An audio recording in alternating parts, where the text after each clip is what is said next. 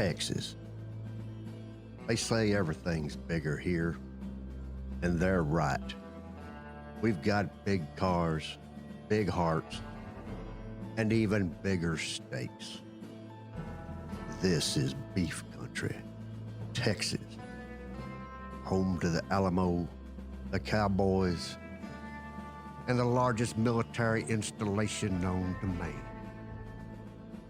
So big, it has a big name. Fort Hood, the great place. It's got a Texas-sized podcast as well. And this is it, right here, Fort Hood's great big podcast. Yeehaw.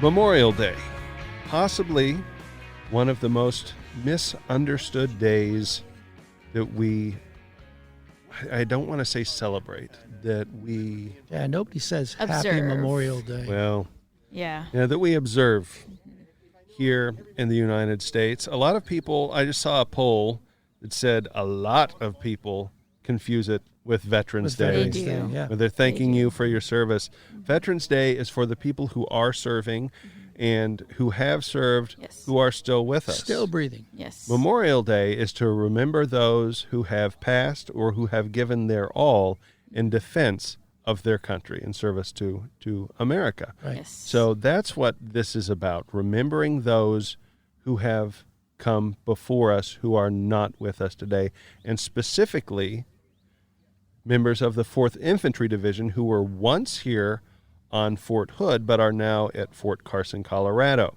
Mm-hmm. Today we are live from outside of what used to be the 4ID headquarters, which is now Division West. Division West headquarters, but the memorial for the 4th Infantry Division for those who lost their lives in the war in Iraq. Operation Iraqi Freedom. 1, 2, 3, 4, 5, 6, et cetera, et cetera. The memorial is being rededicated today because it had fallen into disrepair. So we are blessed to be able to bring the rededication ceremony to you as it happens.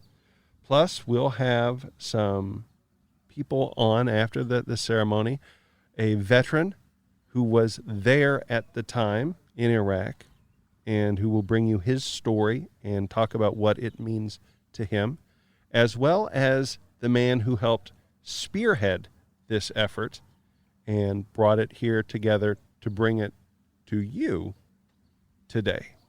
So without further ado, we bring to you the rededication ceremony of the 4th Infantry Division Memorial. Good morning, ladies and gentlemen, and welcome to the 4th Infantry Division Operation Iraqi Freedom Memorial Rededication, where we will honor all 4th Infantry Division fallen warriors and forever immortalize our fallen comrades from Operation Iraqi Freedom.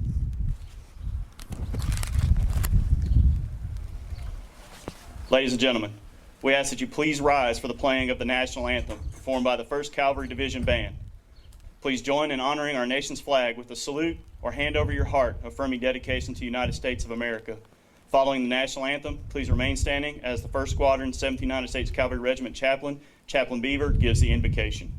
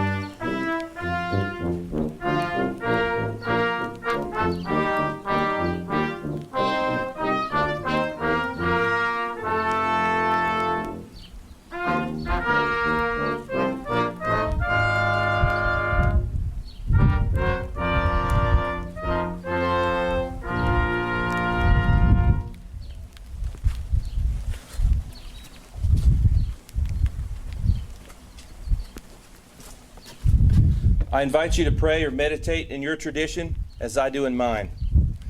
Creator God, thank you for this important day in our nation. Thank you for the opportunity we have to gather in this sacred place where we remember the many brothers and sisters in arms of the 4th Infantry Division who made the ultimate sacrifice for freedom's cause. We gather to honor them and to rededicate this memorial. Thank you for the chance our squadron has been given to restore this memorial and commit to continue to care for it so that these fallen warriors are never forgotten. Bless the families and comrades of these warriors who are either present today or with us through virtual means. Ease their spirits and comfort them. What an honor it is to serve our nation in the profession of arms. While we work for the day when peace is achieved and we no longer have to take up sword against our adversaries, grant us the courage these warriors had to do our duty when called upon, to be ready to serve all Americans with all our strength and devotion. Bless our squadron and Iron Horse Brigade. Bless our 1st Cavalry and 4th Infantry Divisions, and especially bless all our service members who are deployed on this Memorial Day defending freedom. Keep them safe and hasten their return to us and their families. For it is in your name I ask these things. Amen. Ladies and gentlemen, please bring your attention to the center of the memorial and observe as Captain Hathaway and Sergeant First Class Stibbe from the 1st Squadron, 7th United States Cavalry Regiment raise the 4th Infantry Division colors over the memorial.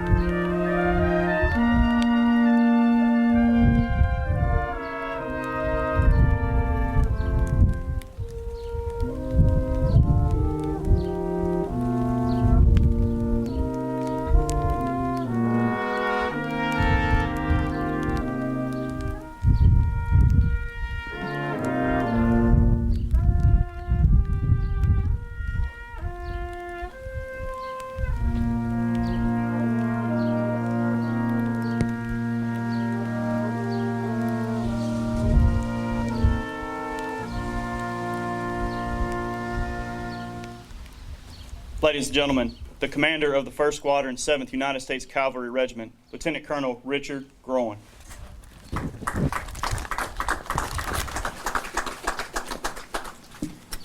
Mr. Don Nicholas, State Representative for Congressman Roger Williams, Major General and Mrs. Broadwater, Command Sergeant Major Kenny, Colonel Schoenfeld, Command Sergeant Major Hall, Colonel Westbrock, Command Sergeant Major Larson, friends, family, and veterans of GARRYOWEN, Iron Horse, 1st Team, and the Ivy Division.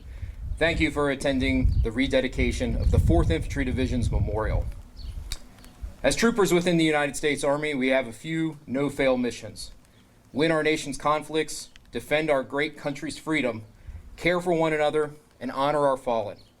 Our fallen, which this memorial represents. The men and women who made the ultimate sacrifice within the 4th Infantry Division during Operation Iraqi Freedom. Only a few short weeks ago, this memorial was in desperate need of attention. In a measure to get out of the house during COVID-19, my wife Desiree took my daughter for a walk and noticed the condition of this great memorial, a memorial with such a rich history. That evening, she brought me to the memorial and my heart sank. Though I'd never served in the 4th Infantry Division, they held a special place in my heart. You see, I served in the 1st Cav as a lieutenant. The 1st Team and the Ivy Division had a healthy rivalry, a respect for one another. What hurts the most was, despite the condition, friends, veterans, and family members still visited the memorial to reflect, pay respects, and leave tokens. Each plaque was so much more than just a name. It's a trooper who paid the ultimate sacrifice. It represents their story, their family, their community, a story that can never be forgotten. Something had to be done.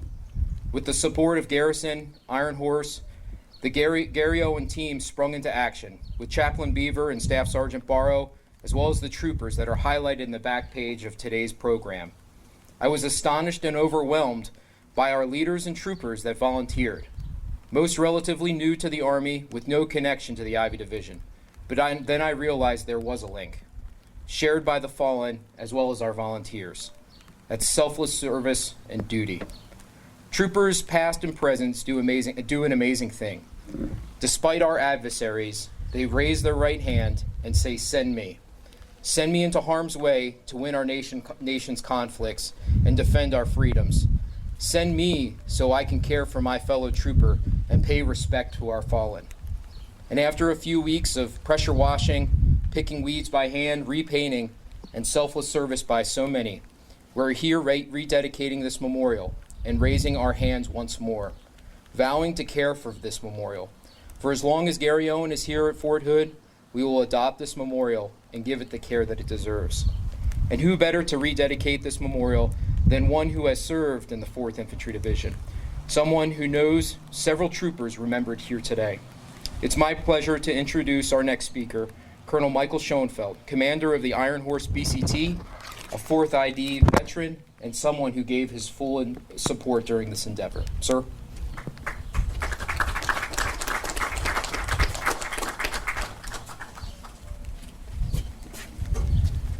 So it's weird, as I was thinking about what to say over the last couple weeks, right? And then I look out at all the veterans, and my daughter we were walking the other day as well, and she goes, "Daddy, what is Memorial Day?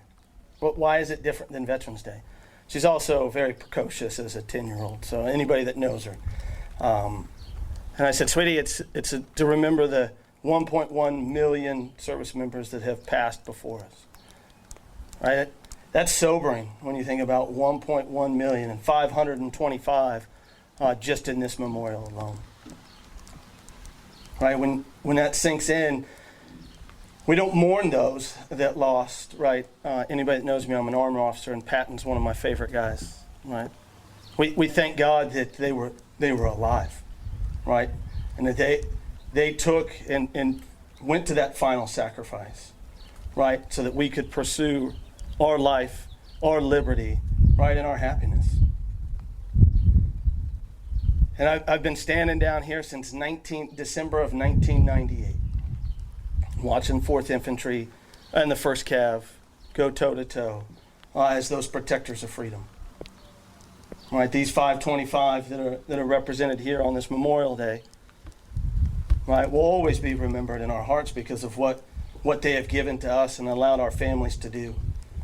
And if COVID-19 has done nothing else for us over the last 45 days, has made us appreciate life even more. Right? It is one of the most powerful things that we do, is to remember our fallen. Because without them, we are nothing. And so I just appreciate everyone that is out there and everything that is done to make this memorial so special. But it's the men and the women that have gone before us.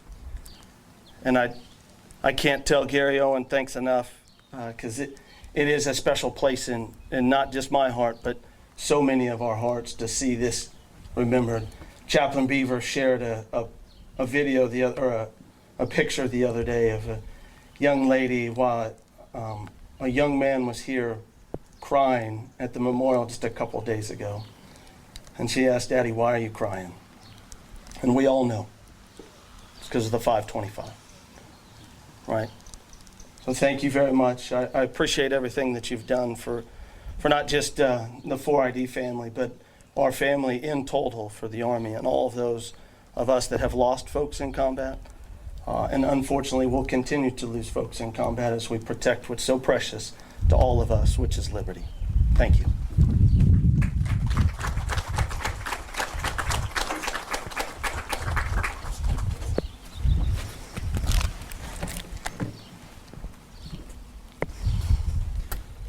The rededication of this monument keeps faith with the past and pays solemn tribute to the 525 service members who made the ultimate sacrifice during the 3 Operation Iraqi Freedom deployments of the 4th Infantry Division. They will join their brothers and sisters in arms whose names are already engraved on the 4th Infantry Division Memorial. Ladies and gentlemen, please rise. At this time, Lieutenant Colonel Groen, Sergeant First Class Hyatt, and Staff Sergeant Frausto of the 1st Squadron, 7th United States Cavalry Regiment are placing a wreath on the memorial in memory of the service and sacrifice of all of our fallen heroes, past and present.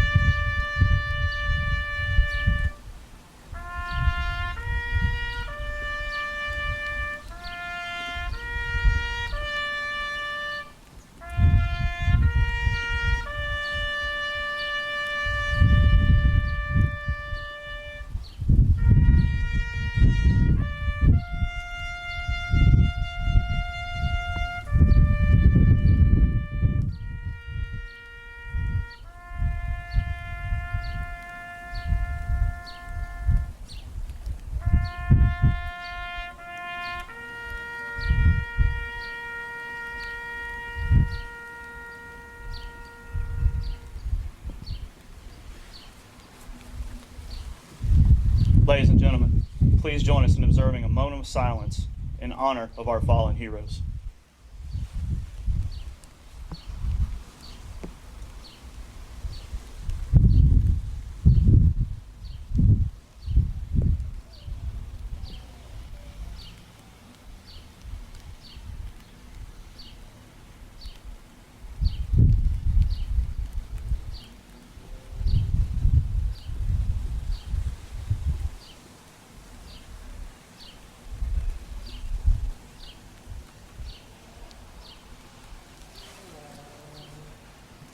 Please be seated.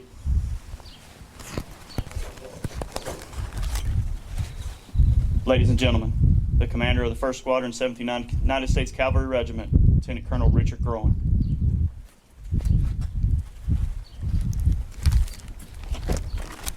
So in closing, thank you so much, distinguished visitors, as well as all those who are attending virtually for this attending this rededication ceremony, as well as the overwhelming support. As the ceremony completes, please feel free to take a couple moments, walk around the memorial, and enjoy it. A special thanks goes out to General Odierno, Lieutenant General Campbell, Lieutenant General Thompson, Major General McFarland, and Major General Donahue for reaching out to thank our volunteers. Also, thank you to Mr. Bob Babcock as well as Jerry Bumpus for providing the 4th Infantry Division colors raised here today, as well as giving us a connection to the 4th ID Association. Thank you to Chaplain Beaver, Staff Sergeant Barrow, as well as all of our volunteers for heading this project and planning this rededication. Thank you to our GARRYOWEN veterans here today, Tim Hodge and Mike Campbell, who with Chaplain Beaver purchased and placed each one of these American flags that you see behind each one of the plaques. Thank you to the First Team Band. Every time that you come out, you bring it up to another notch and provide that support. Thank you for the First Team for allowing us to have our time to volunteer here today and honor such a great division. And lastly, thank you to Colonel Westbrock and the Fort Hood Garrison for allowing GARRYOWEN to adopt this memorial. We pledge to always care for this memorial and honor the 4th ID veterans. GARRYOWEN, 7th Verse, Iron Horse, always attack, First Team live the legend, and always steadfast and loyal.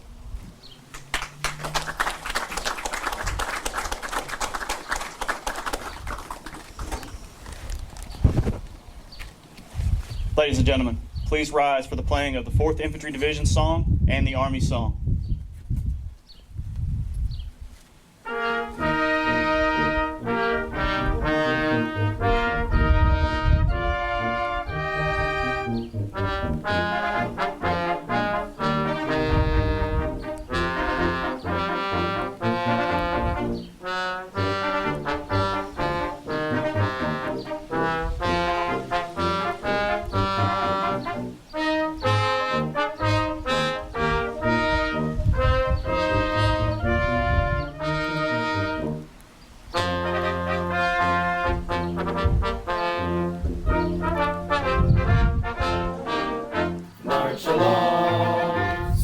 song with the army of the free.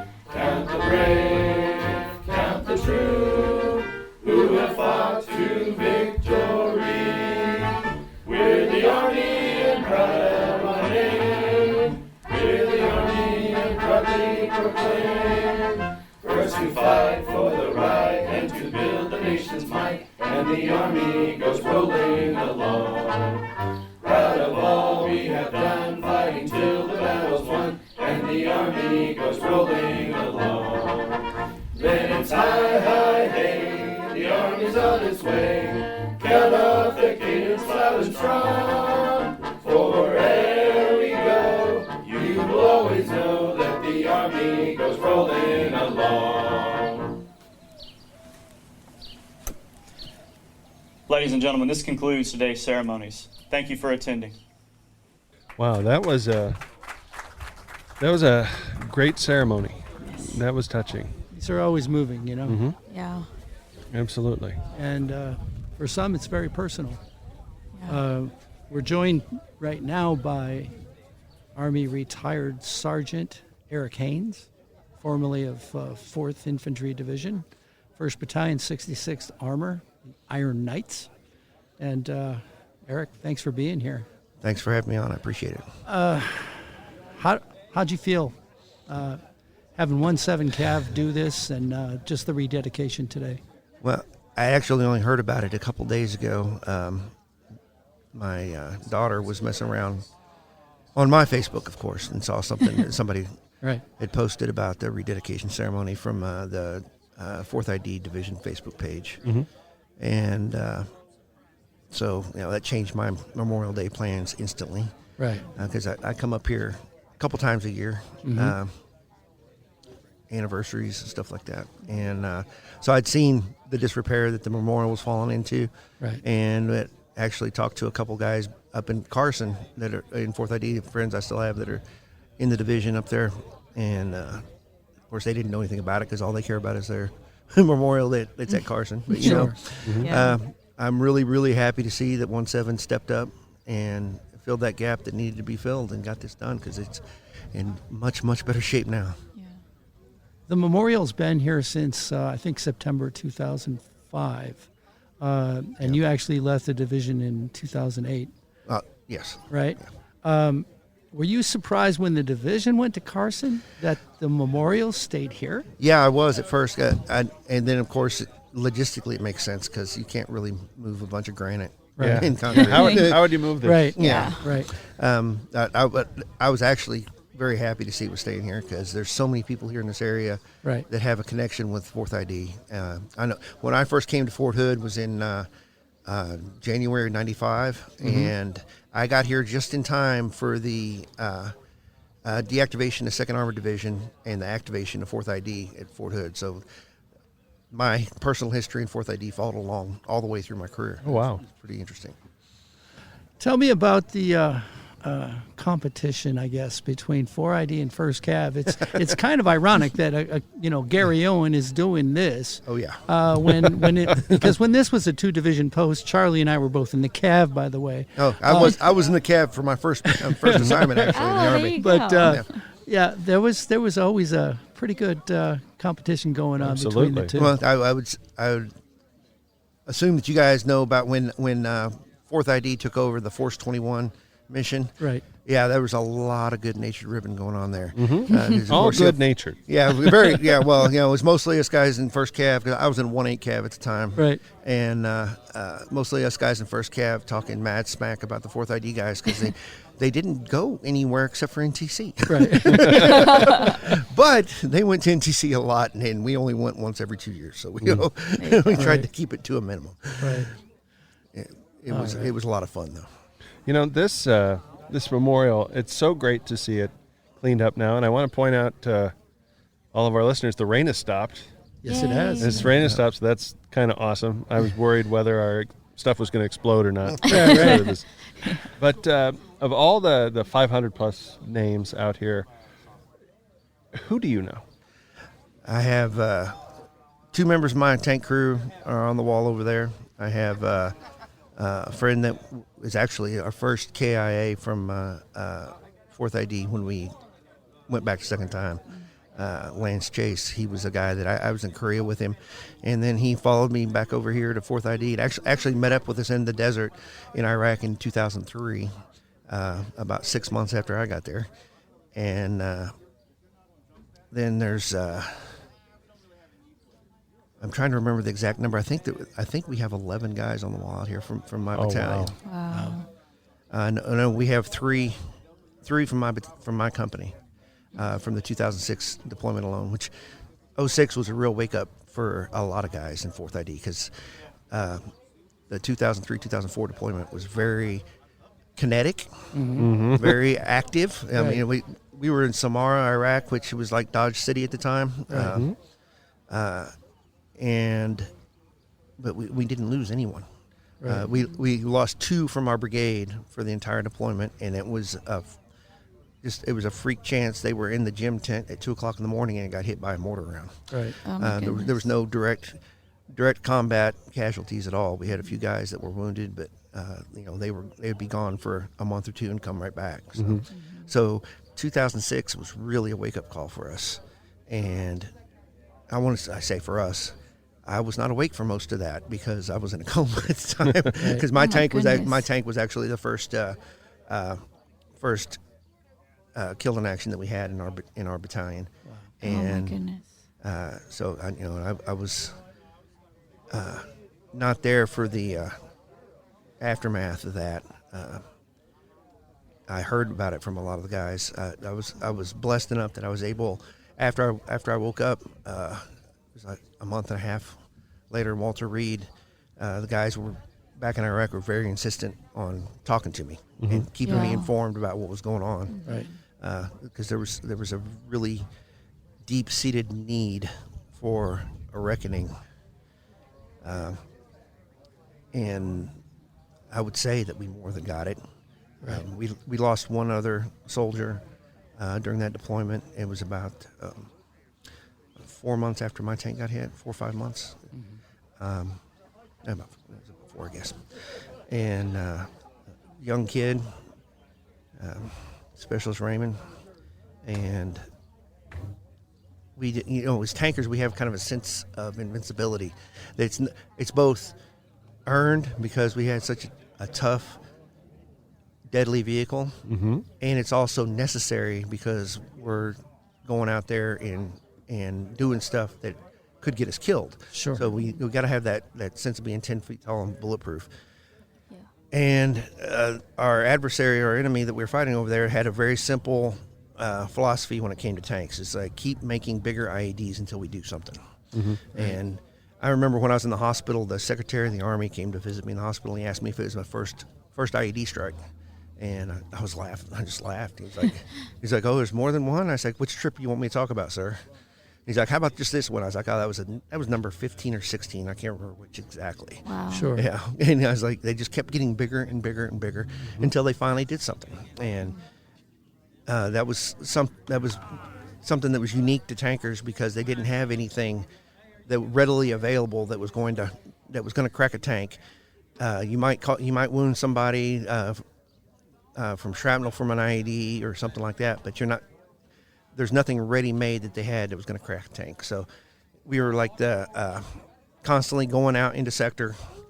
Unfortunately, we had to go to the same places all the time because we were providing security for specific infrastructure Sure. assets that were high-value targets for the enemy. And on top of that, we were trying to hand over our area responsibility to the Iraqi Army, who was getting trained up to do that. And as I know Charlie will remember, they weren't always that reliable.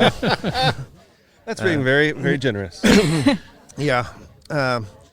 We were lucky enough in our sector, we had a Iraqi Army battalion that was our responsibility, and their sergeant major was, he made some of our sergeant majors look like Boy Scouts. Wow. Yeah. And they didn't even have any grass to walk on, so that was he was a real hardcore dude, real hardcore. But the whole mentality shifted after we lost our first guys, and it went from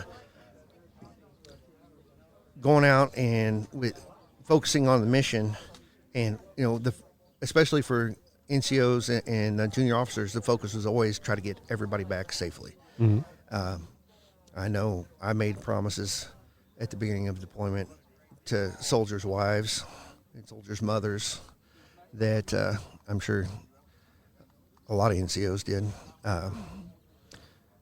And we know that those promises aren't always something that you can keep. It's just something you work towards. Right. But that it's something that is taken very, very seriously. And once a unit is blooded, the closeness, the tight-knit group, it's like this rededication, for example. Last night I posted something on Facebook at like 10:30 last night saying, hey, for those of you who don't know, there's going to be a rededication ceremony of the 4th ID Memorial, 9:30 in the morning. I'll be there. I'll try to be there early. Hope you guys can make it. And I got here a little bit late, actually. And there's four other guys from not just from my battalion, but from my company that are here. So, that was very heartening because we still share that tight-knit bond, even though we've all gone on to live the rest of our lives away from the Army. At least, this group of guys here, we've all gotten out or retired, and but we still show up. Somebody raises the call, we still show up. Oh, you'll always be family. Exactly. Always. There's nothing that's going to kind of come between that. And that's why, even like you said, with that friendly competition between the Cav and 4ID, when it comes down to brass tacks, we're there for each other. Exactly. And today, the Cav stepped up and brought this back to life on such an important day, the day when we remember those promises that we made but fell short of through no fault of our own. Exactly. So it's great, absolutely fantastic having you here and having you be able to share your experience with the listeners of the podcast, because there's so many people out there, even in the military today, that don't have that experience. It seems to us, this was yesterday. Exactly. Right. Exactly. But to many soldiers now, it's almost ancient history. It's kind of like when I first came in the Army. It was 3 years after Desert Storm, and we all us young privates and specialists looked up to the combat vets that were still in the Army at the time that were Desert Storm vets. Of course, I went to war with some of those guys too, and it was a very, very different experience both times. And I think that's something that I've tried to kind of pass that on to some of the guys I know that are still in or are newly in the Army. That it doesn't really matter my experience matters, but what happened and the way it happened is going to be different for everybody. Everything changes. Yep. And like we talked about the rivalry between First Cav and 4th ID, it was kind of a microcosm of the rivalry between the Army and the Marine Corps. Oh yeah. Maybe not quite as nasty. I got a couple friends that are dual vets too, that they're Marine Corps vets and Army vets. Oh, man. But it's funny because to a man, they both said they much more enjoyed being in the Army than they did in the Marine Corps. It doesn't surprise me. They're more proud of their Marine Corps service, but they enjoyed their time in the Army more. Yeah. They should have tried the Air Force. Yeah, that's what my son's going to do. Hopefully wonderful. they'll lift the restrictions here in a little bit on the physicals and stuff, so he can get back into that. Yes. Very interesting times that we're living in currently. Yeah, quite. Well, we want to thank you once again for sharing your experience with us, for being on the podcast and making it up here for the rededication. Where did you said you travel up? Where do you come from? Oh, I'm actually here in Killeen. Oh, okay. So that's not mine's too not bad. far. I had friends that came from down around the San Antonio area. Okay. So that Wow. Right. So they found out that late last Late night, last and they night, and still they're made here. it here. Yeah. Wow. Actually, I think he's in around New Braunfels is where he lives. Oh, okay. So yeah, he I've made been it. there several times. Yeah, he's caught him in the middle of hanging out and drinking beer with buddies in the middle of the night, and he was able to pull it together and get here today. Absolutely. Well, there's Wow. no Some better things never time than change. that. Yep. Yeah.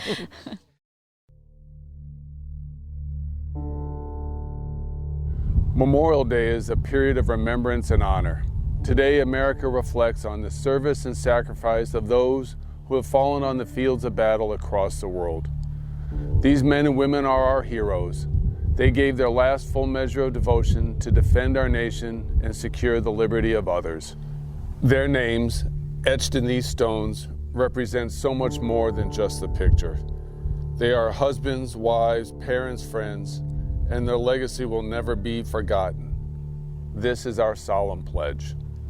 It is my honor to pay tribute to those interned here and the thousands of veterans buried in other cemeteries in the United States and abroad.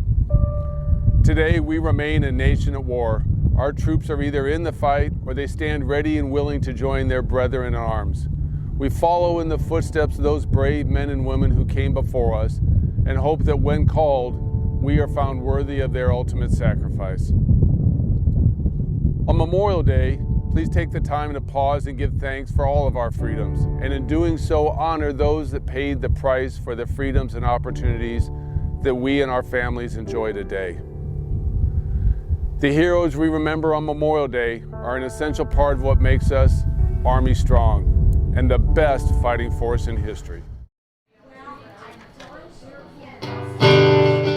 Fort Hood's Great Big Podcast, your tax dollars at work.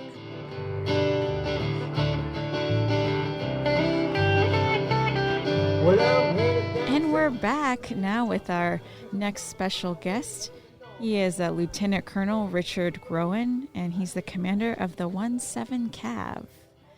So you spearheaded this rededication ceremony, correct? Well, I would say my wife spearheaded Oh, it. your wife, yes. So, Isn't that the way it works for all of us? Yeah. It is. So I openly admit that 99.9% of my good ideas all span from my wife's mind. So wise declaration. Yeah. Hopefully that buys me a couple points if you're listening. So she was, during COVID and everybody's, isolating in place and make sure that we could take on the proper measures. And she takes my young daughter out on a walk, and she sees just sort of the status of this memorial. Mm-hmm. And she brought me out that night. And then the next question is, she said, have you seen this? And I said, yeah, this is pretty horrible. We need to do something about it. And she goes, well, why haven't you started yet? And so that definitely is the spearhead, because she grew up in a military family, mm-hmm. and she knows exactly how important this is, mostly because every name that's on here, out of the 525, it's not just a name. Mm-hmm. It's a trooper who's, given the ultimate sacrifice. Right. It's their family, it's their community, it's their story. Mm-hmm. And if we don't treat this properly, mm-hmm. then we are, disgracing their story. Mm-hmm. So just from her seeing that, no tie to 4th Infantry Division, that was amazing. And so I give all the credit to my wife. She's the one who spearheaded it, and she's the one who came up with a good idea. We just kind of put that good idea into action. Yeah. So it's pretty awesome. That is awesome. You've taken it a step further. You've adopted it. So you've signed on for the long haul, really. Yeah, definitely. So the first couple emails that I sent out, one was to the garrison commander, mm-hmm. and just said, sir, this is what we're seeing right now. Is there any way that we can take it? And, GARRYOWEN's been here with First Cavalry Division since they arrived at Fort Hood. The list already came out for the next set of commanders. So in a year when I swap out, there's a guy named Brennan Speaks who will be the squadron commander. And I told him how important this memorial is. And he wrote back and just said, I get it. And we forever, GARRYOWEN, will make sure that this memorial is adopted and cared for properly. So it's pretty amazing also to see the next generation of GARRYOWEN, the command structure, mm-hmm. and they're all in. Everybody is all in. And, thus far, when it comes to volunteers and people to help, we've had troopers who, if you saw on the backside of the program, mm-hmm. Privates, PFCs, specialists, sure, those that were no type of relation to 4th Infantry Division were probably toddlers when this thing was erected, right. and dedicated, mm-hmm. and they had that that link with the memorial, and they volunteered. And even yesterday, we had two gentlemen, Tim Hodge, as well as Mike Campbell, who were veterans of 17 Cav, so they served in previous conflicts with 17, and they came out and put out all the flags that you see here behind, all 525 flags behind each one of the plaques. Yeah, it is amazing. You know, when we first ran pictures of the cleanup of this on Facebook, one of the first comments somebody made on there in typical internet snark was, "Oh, volunteered, or were they voluntold?" Right. And no, this was a volunteer effort. This came from the heart. It did. This from the ground up. These were soldiers, and the newest soldiers, people who had just raised their hand and come on board and joined the Army family, were here making sure that those who had come before them were properly honored. And I think that, say what you will about kids these days and all that, that says something. That says something. It does. It does. And that's the link between troopers past and present, is all of us have raised our right hand and said, send me. It doesn't matter what the situation is. It doesn't matter who our country's adversaries are. We say, hey, we are going to care for one another. We're going to honor our fallen. We're going to win our nation's wars. Send me. And that's the connection. These brand new privates, no combat patch, probably months within the Army. But they said, send me. And when we needed volunteers to help with the memorial, they said, send me. I've got your back, 4th Infantry Division. Garryowen's here for you. Tell me what it meant to be able to do the rededication by Memorial Day, because this thing, you were only working on it maybe 6 weeks ago, right? Yeah, so it was quick. Just the amazing amount of support that came out from General Odierno, who formerly commanded 4th Infantry Division. A lot of our pictures here. Lieutenant General Peterson, who commanded 1st Cav Division. Lieutenant General Campbell, who was the 3 Corps commander, reached out. Major General Donahue, who's about to go take command out of Fort Benning. All of these, General McFarland, who currently commands 4th Infantry Division, all reached out and just were amazed how quickly the team was able to come together and make this happen. And timing being on our side, we were able to do it on Memorial Day, and was able to talk to some gentlemen who were formerly with 166 Armor. They just were astonished, because they said that this memorial looks exactly the same that it did when it was originally dedicated. Nice. And that's awesome. Yeah, it looks great. If you had told me, I didn't know any of the background of this, and I had just shown up today, and you told me that it had been repaired and refurbished and brought back up to snuff, I would have said, what are you talking about? It looks normal. It looks like a memorial should. Yeah. Right. So the amount of work that you did and that was done is phenomenal. Oh, absolutely phenomenal. Do you know can you guesstimate about how many hours were put into restoring this? Oh, I would say just man hours alone, it has to be within the 100s. Wow. So with the statue, with an amazing history of how it was, made from former Saddam statues, was just covered in mess. So just cleaning that alone, putting on the proper sealant afterwards. If you take a look, a lot of the campaign plaques that are in color.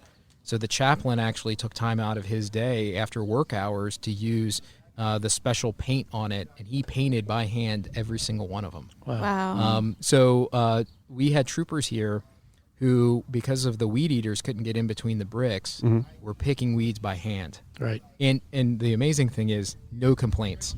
Everybody was just here to help. And the first day that we started was pretty hot out in good old Fort Hood, Texas weather. Sure. And they just kept driving on. And we kept, drinking water and pumping through at Gatorade, and the motivation levels were still high. So I would say within the hundreds of hours spent with all those different volunteers, and the chaplain and Sergeant Barrow, who spearheaded this one in the execution phase, they're the ones who are like, hey, this is our plan of action to keep this thing rolling.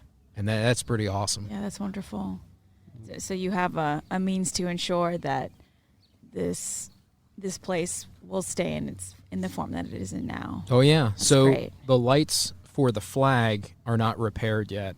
Okay. So our staff duty every day, when Reveille is played, we'll put the flag up. And then when retreat's played at the end of the day, we'll bring the flag down until we have the light system that can actually shine onto the flag so we can keep it up 24/7. Nice. Very nice. Fantastic. You guys made Memorial Day this year very special for a lot of people. for Americans as a whole, people that aren't attached to the military that may be listening in, why is Memorial Day so special to us? I just say that it gives you a perspective of remembering the why. Why is freedom so important within this country? And we have troopers that have sacrificed everything, sacrificed time with their family, sacrificed time with their community to defend our nation and to win our wars. And I would say Memorial Day is so important to me because it's a true testament of the sacrifice, the 1% of the U.S. population that says, hey, listen, I've got your back. I will forever take care of you. I will defend your way of life, and not only for you, but for generations to come. And it's a holiday, and I use that term holiday, but it's more of an event. It's more of something that holds an amount of passion that started from the Civil War, so we would never forget the over 600,000 that have passed away due to that war to preserve our freedoms. But again, it continues on to today. And to see some of the veterans that were in the back while we were speaking and seeing the tears go down their eyes, that's a true testament of what Memorial Day is about. It's remembering why freedom is so important and the amount of sacrifice that we go through to make sure that it's protected. Yes, sir. So I couldn't say. I got nothing after that. Yeah, that was all my wife's comments, by the way. She is truly one of the great thinkers of our time. That's right. Absolutely. Well, I want to thank you so much for coming on the show today, sir, and sharing your thoughts and story with us. And a thank you, I think, from everybody, for restoring this monument to what it should be. Yes. Definitely. Mm-hmm. Thank you so much. It's really appreciate you all coming out and highlighting this event. It means a lot to our troopers, and more importantly, a lot of them have volunteered, can share it with their family members and their communities and show how important this was. Well, it's our pleasure. It truly is. Yes, sir. Mm-hmm. And we will be back with some final thoughts right after this. Hey golfers, are you looking for a new course to play? The Courses of Clear Creek is a 27-hole course with challenging greens located in the scenic rolling hills of Fort Hood. With a 300-yard driving range, 2 putting greens, and a 4-hole kids course, we're the premier golf course in Central Texas. Our pro shop is always stocked with the latest golfing equipment and name brand apparel, while our beautiful pavilion overlooking the course is a great place to enjoy a cold beverage. The Courses of Clear Creek, open to the public, offering annual, monthly, and summer membership packages. Give us a call today at 254-287-4130 or find us on the web at hood.armymwr.com.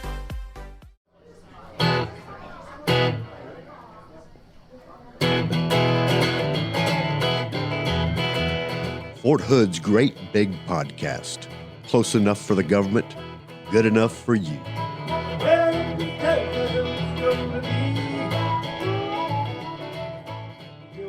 Charlie, what does Memorial Day mean to you? Oh, goodness. Who do you think of?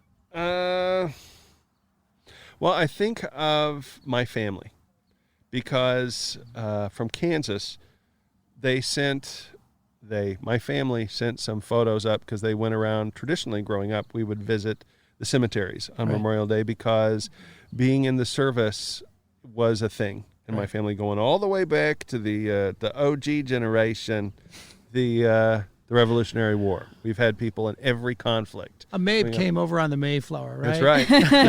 In fact, Mayflower is a mispronunciation. It should be pronounced Mayflower. Okay. I just thought that one up, folks. I got them all day. But we would go to the cemeteries, and I would be presented with my relatives, the Wallace family and the Folks family, and told this person did this and this person did this. And they family sent photos because I was unable to attend this year. But like the first Wallace, born 1802 out there, and this is in, Kansas. So they obviously traveled to Kansas from somewhere. Their parents were here for the Revolution. Wow. I know my great grandfather wanted to be in the Spanish-American War, but was too young. So when World War I broke out, he was all over. He was all over that. Mm-hmm. And even my father was in the Vietnam War. Right. So Memorial Day, I think of my familiar connections to it, but having served, it adds another layer to that. I think of the people I served with who didn't make it back. Sure. And I think about their families. Right. That's what I think about. Yeah. What about you, Brianna? Similar to Charlie, I think of the people that I've served with that are no longer with us. I went to Afghanistan, although we didn't lose anyone in my company, but we did lose some people while we were over there, and Sure. so I think of them and their families and what it costs. Yep. And I'm grateful, you know. So that's what about you? When let's see, I've been married now 25 years ago. My dad passed, and my dad is 18-year-old, served World War II, joined the Navy just before the war ended. Blah blah blah, and then he was Army National Guard for many years till my mom made him quit. He was actually called up and deployed when I was born. Yeah, I'm the last of 4 kids, and as a toddler, I constantly wore his back then all green Army baseball cap everywhere. I had a really big head as a kid too, but yeah. So, but my dad was a master sergeant. There's a picture of me when I'm a toddler and he's holding me. So, ever since he passed Memorial Day, I think of him first and foremost. He didn't die while he was serving, but he was a veteran, and because I ended up making it to Master Sergeant, it was a very big deal for me. Wow. I cried like a baby when I got promoted. Is he the reason you joined? Oh yeah, No, makes sense. Oh yeah, but yeah, I tried to follow in Dad's footsteps. Yeah. And did pretty well, but Yeah. it's very. He is the first person I think of today. Yeah. And both my folks are gone now, but it's a very somber day, I think, for a lot of us. Yeah. It is. And I'm how sure are you going to he's get still- out of this one? Huh? I'm sure he's still proud of you. Well, no, there's no getting out of this one. It's okay to feel emotion on this day. Yep. Yes, I agree. So, from all of us to all the veterans out there who are serving and who have served, And the families who have lost. We thank you. our hats are off to you for now and forever. Amen. Driving down the